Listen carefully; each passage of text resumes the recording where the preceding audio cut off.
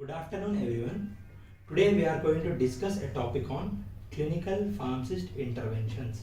So this is actually a basic outline, and in our further videos we will be discussing on individual topics that are being presented here. The first activity that should be performed by clinical pharmacist is medication history interview. So we should be taking a history interview of a patient about his medications and previous comorbidities, etc. The second activity is drug allergy questionnaire.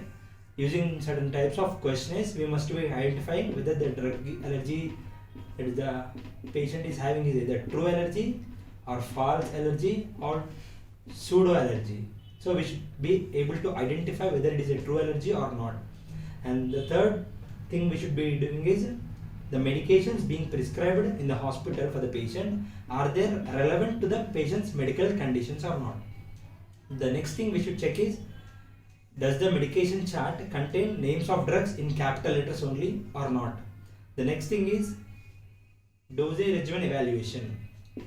It includes dose, frequency, route and time of administration, etc. So we should evaluate, are these things inappropriate or not. And the next thing is abbreviations. We must check there should not be any unauthorized or unapproved abbreviations like micrograms or units. This type of abbreviations must not be used as they are unauthorized. The next thing we should check is renal or hepatic problems in the patient and the relevant adjustments of doses in the patients.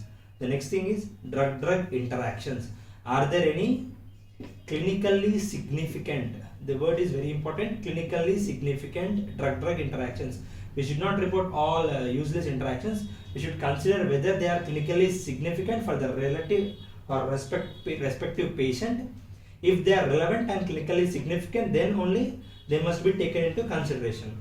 The next thing is prevention of therapeutic duplications. Are there any multiple drugs being given for single indication? And the next thing is untreated indications. Are there any untreated indications in patients?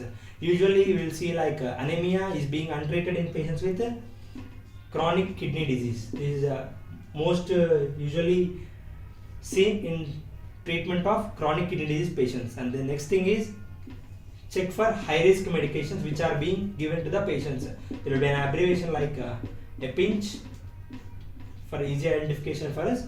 And the next thing is symptoms. Are there any symptoms related to adverse events in the patient? After performing these activities, the next things to be performed as dose adjustments. That is, under dosage regimen, we are evaluating dose. Under this dose, we should check, are there any needs to adjust the dose in the patient? So whom should we adjust the dose?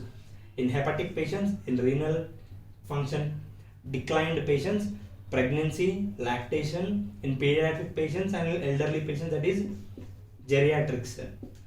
And we should identify if there are any overdose or toxicity of drugs.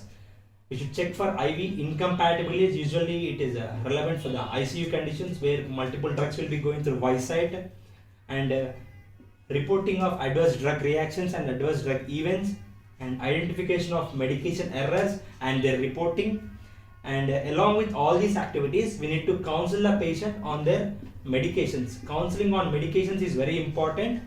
This is the patient counseling. With this video has been completed. This is a basic outline. In our further videos, we will discuss on individual topics that has been presented here. Thank you one and all.